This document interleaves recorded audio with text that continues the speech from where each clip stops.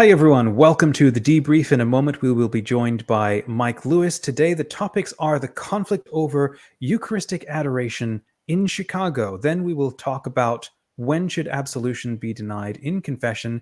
And lastly, is Limbo dead? Mike, welcome to the show. We're going to get into all of this in just a second. How are you doing today? I'm doing great. Hopefully you can hear me better this week than last. I think we're gonna get into it. All right, let's do this.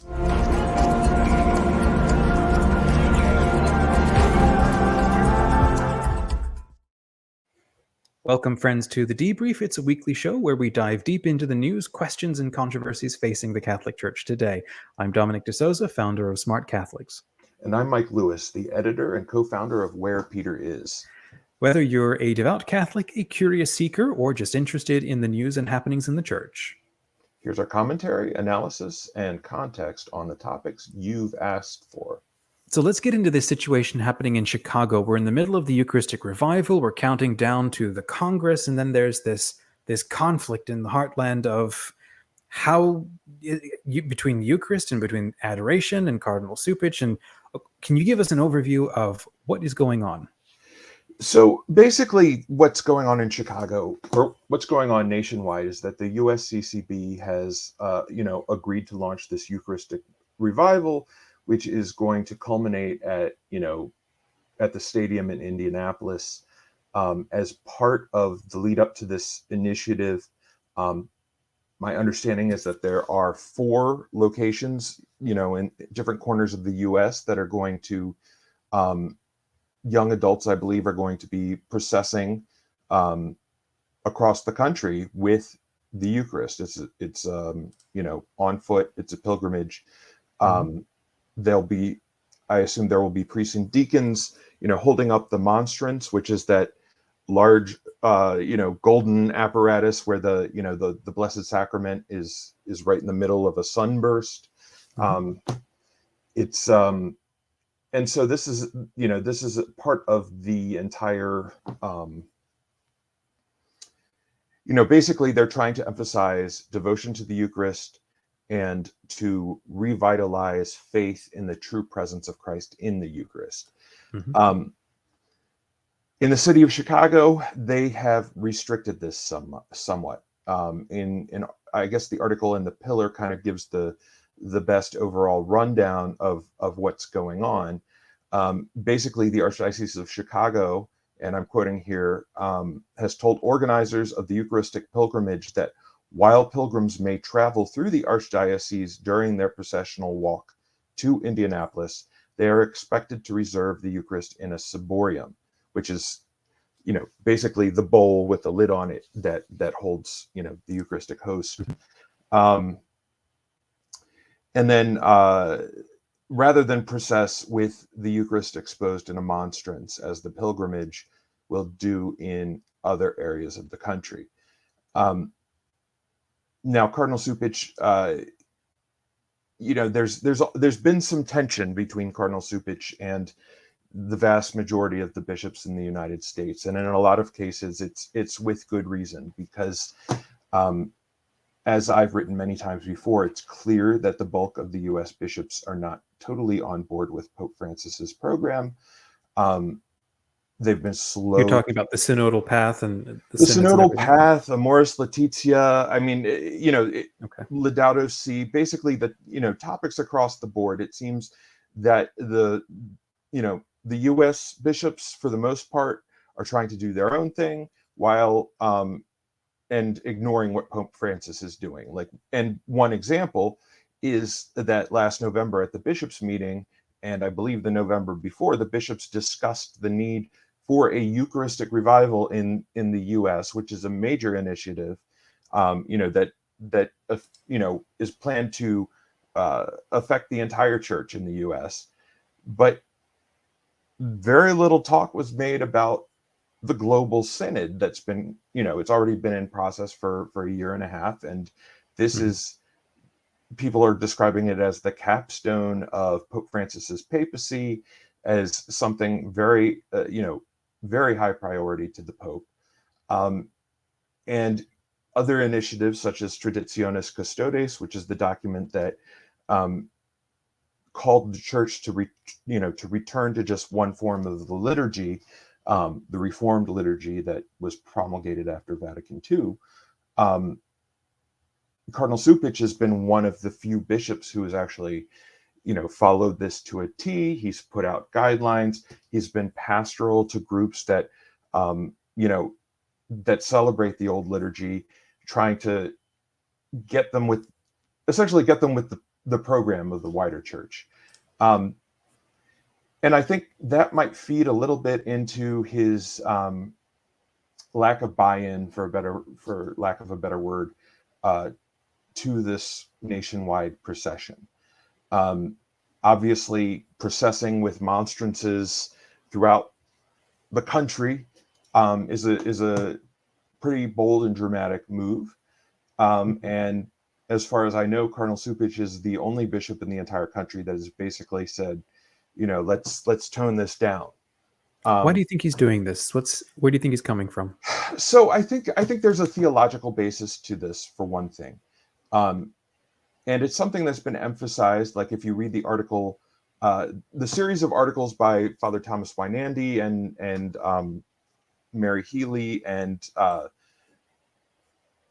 Dr. Catavini, I don't remember what his first name, John, I believe, on the Reformed liturgy. There's a series of articles in Notre Dame Church Life Journal. They say if we just focus, if the primary focus of the Eucharistic revival is the real presence and adoration alone, and it doesn't emphasize the purpose of the liturgy and the purpose of the Eucharist within the community. Like we call it Holy Communion for a reason. It's right. It's basically a unifying element of who we are as a people, as we are, right. The Catholic Church. So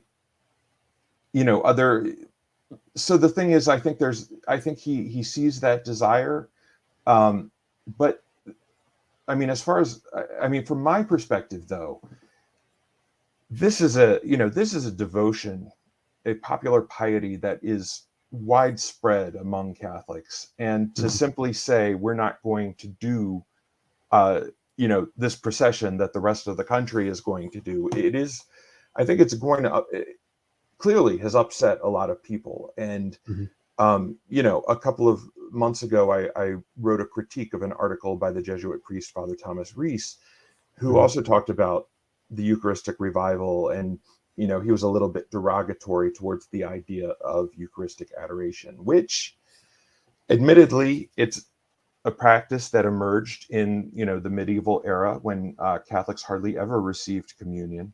The highlight of the Mass, there were no microphones. It was when the bells rang, and when the priest raised the host above his head so that the people could see it. And from that, there was this practice of Eucharistic adoration developed, where people spend time in the presence of the Blessed Sacrament. It's something I've done many, many times, and I've had some tremendous spiritual moments in there. But then again, a revival is a communal experience. There's something, private devotion is one thing.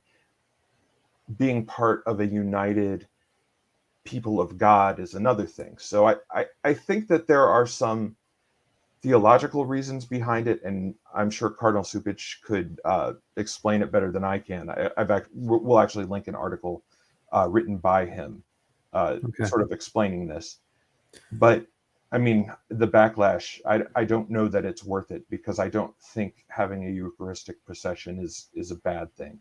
Right. So what can Catholics do then? Is this something we can get involved in, or we just have to wait for them to duke it out? Well, I think, basically the bishop gets to call the shots in his diocese. There is one fact, and for the benefit of Catholics, especially in Chicago, but Catholics everywhere, and this is something I've been taught by priests, and this is what the church teaches, is that when we, pray before the Blessed Sacrament, whether the Eucharist is exposed in the monstrance, or whether Christ is present in the tabernacle, which is indicated by the red light the red candle that's either standing or hanging near the tabernacle in the church. We receive the same graces. So we can always make our holy hour, even if we don't have the Blessed Sacrament exposed. Now, it's one of those things like communion in one kind. If you only receive in the form of bread, if you only receive, Christ's body in the form of the host, you still receive the body, blood, soul, and divinity of Jesus. But people, a lot of Catholics argue that the teachings of Christ, the symbolism of the Eucharist is more accurately and fully represented when you have communion in both kinds. So I think that's sort of a similar parallel when we talk about having adoration with where we can actually look on the body of Christ as opposed to in the tabernacle. But as long as we're in the presence, it's the same graces. So we can console ourselves if we're unable to make it, or if the Blessed Sacrament isn't exposed, we do receive the same graces from God, whether we can see him or not. Thank you. All right, let's move on to our next point. We've got a piece that was published on Monday by Alessandra Harris, in which she recounted a situation where a teenage family member was denied absolution by a priest in the Sacrament of Reconciliation, and it received a whole bunch of criticism.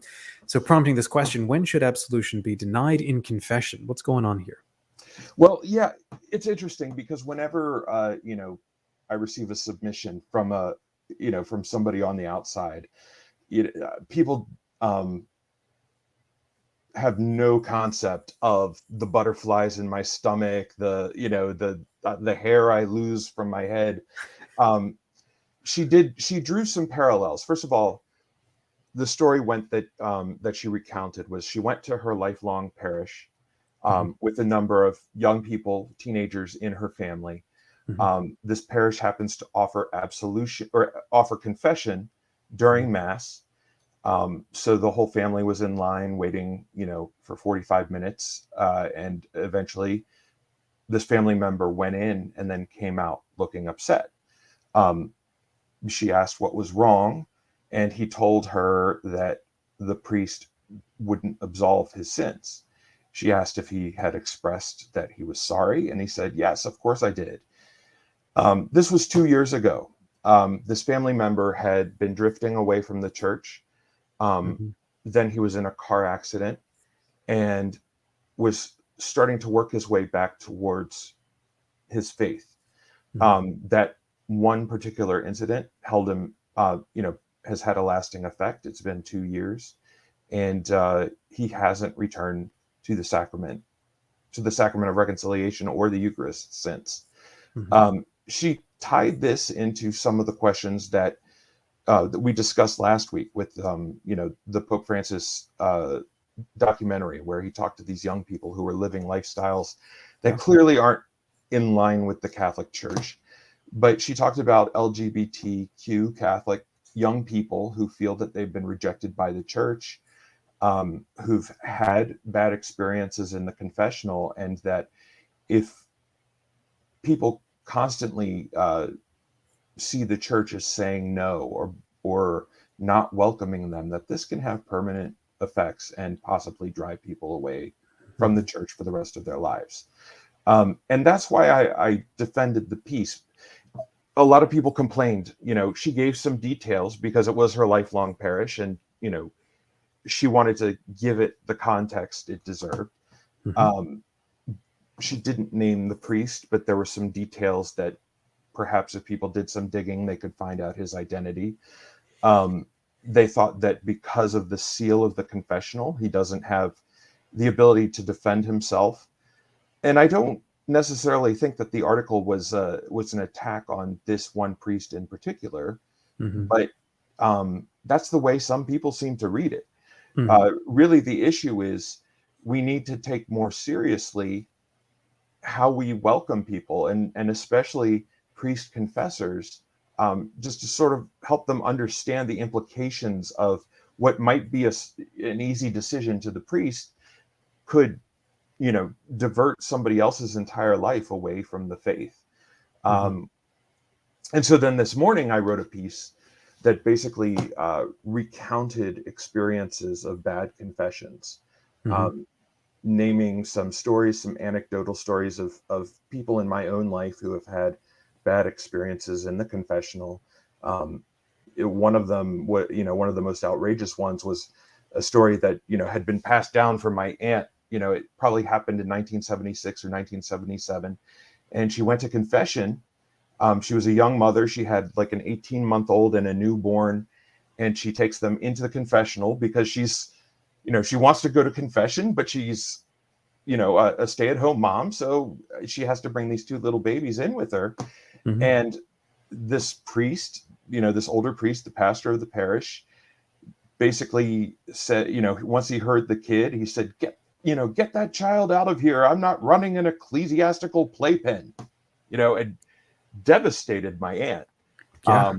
I mean, I don't know that would happen nowadays, but I know plenty of moms who bring infants in with them. But I mean, these are and my aunt basically said, like, if it had been, if it wasn't me and my situation with my faith and knowing this priest, then I would have, I would have left. And like, that was her impulse initially. Yeah.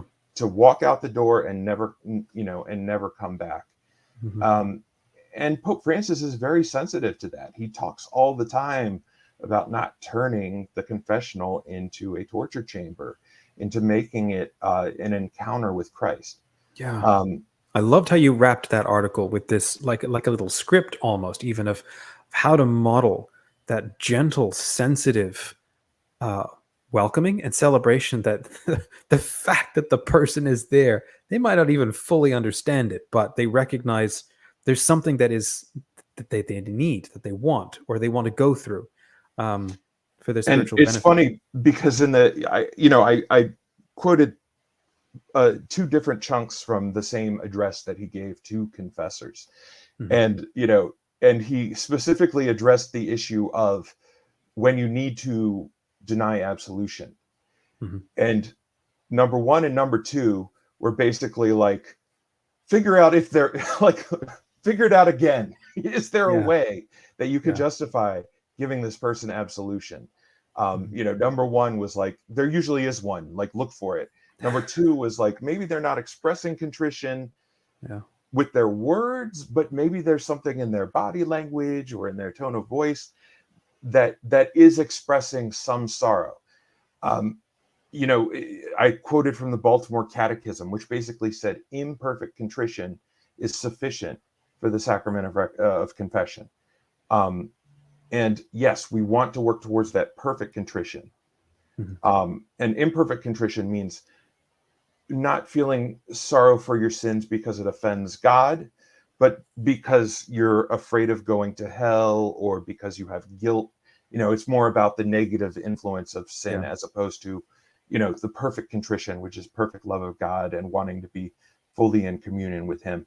But imperfect contrition, imperfect absolution in cases of imperfect contrition are what help lead us to holiness. Pope Francis talks about the help of the sacraments in Amoris Laetitia. He doesn't talk about them as if they're prizes or awards. They help us. They are medicine. And so I think, I'm a little disappointed in the criticism, but I think that the sacrament of reconciliation, which anybody who's ever read Where Peter Is knows that we regularly encourage this sacrament. We encourage, people to have a conversion, to turn towards the Lord, to seek to do the Lord's will. And I think people were twisting the message as if we wanted to say sin is okay or, blow it off, and I think that was really unfair to Alessandra's experience. And, I think it points to one of the reasons why this synod is so necessary, because there are many people who have been hurt by the church. So we're going to include links to these in the description for those who want to read on them. Speaking of disappointing criticism on issues relating to the afterlife, our last story today is Limbo dead? And the reason why is Catholic Answers the other day published an article by an English Dominican priest, Father Thomas Crean, on limbo. what's the overview here? So yeah, I happened to notice on Twitter that Father Crean posted this article on Catholic Answers, which is, has always professed to be a Catholic apologetic site that's loyal to the Holy Father, that upholds the living magisterium of the Church. But unfortunately, in this case, and I've benefited a lot from Catholic Answers, in my life. Yeah.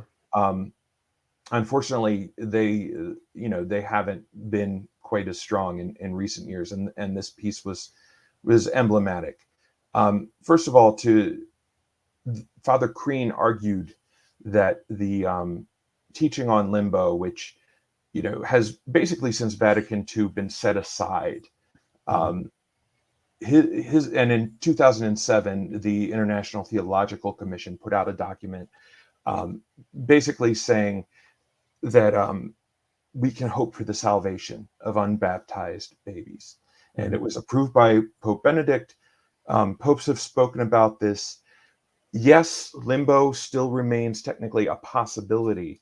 But I mean, going back, I know you grew up in a more traditionalist environment, and I don't know what you were taught about limbo, but I was raised in a big deal. Yeah. Oh, okay. I was raised in a conservative Catholic environment, and I always heard that limbo. Most Catholics used to believe in limbo, but they don't anymore, and we hope that obviously babies who lack reason, who aren't even given the chance to be baptized, who die, we can hope that a merciful God will save them. But Father Crean argued, effectively not deny them his presence for eternity, and merely sustain them in a state of purely natural happiness, when the human soul is intended for the beatific vision, the presence of God. Well, and that's the difficulty of the teaching on limbo, because it's a hypothesis that was put forward by people like Thomas Aquinas. It's like they obviously saw that a merciful God and a just God would not, damn a baby for all eternity, or at least have them suffer the pangs of hell. But he also believed that without baptism, they could never partake in the beatific vision.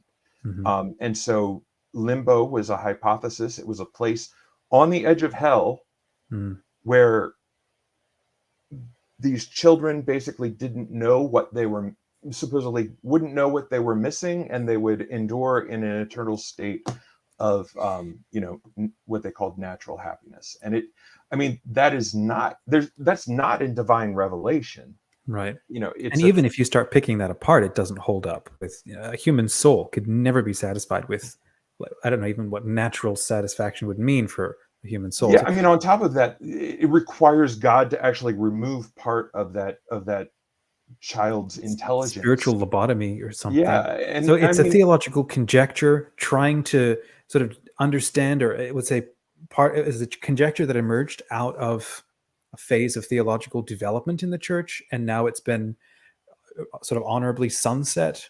I think that's a fair way to describe it. I think so. St. Augustine did not have this concept of limbo, and his impression was that because they were unbaptized, they would go to hell but be punished very lightly. Aquinas, I think, realized that what punishment could they possibly deserve? These are earned. Now Aquinas wrote a lot about how babies are very sinful. They're selfish. Right. They cry. They drive their parents crazy. And it's baptism that lifts them above that. But okay. I think Thomas Aquinas saw that this was problematic. This did not line up. It's not just. Okay. Exactly. Or merciful. Who's Father Thomas Crean? Do you have a sense of who he is? Well, and this is the other thing that's very problematic, is that, Father Crean is, he's a very staunch, I don't know if he would self-define as a traditionalist, but he's a very strong integralist.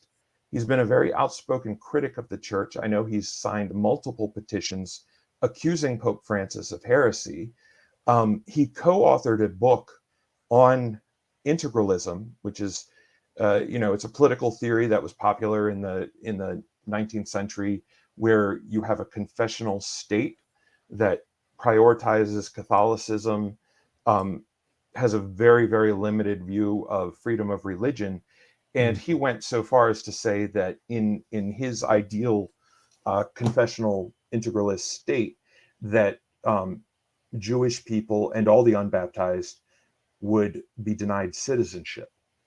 A full rejection of freedom of religion with a little anti-Semitism, or a lot of anti-Semitism sprinkled in. It's as if everything that happened after 1962 in the church didn't happen. So the fact that Catholic Answers would platform somebody who is so opposed to the Pope and is, so averse to doctrinal development and who holds such fringe views is distressing. Especially when he's telling us, and this is what the article is saying, it's saying that Catholics are bound to believe in limbo because it was taught in the 1439 Council of Florence. Obviously, that's not the church's position, and it hasn't been for some time.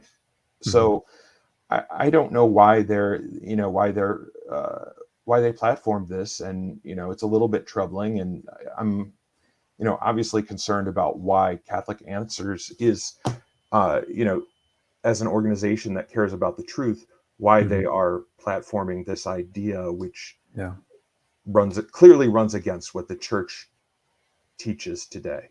Yeah, it's also there's a distinct lack of charity in this, given the number of miscarriages that families have, the level of abortions, the numbers of them around the country, around the world.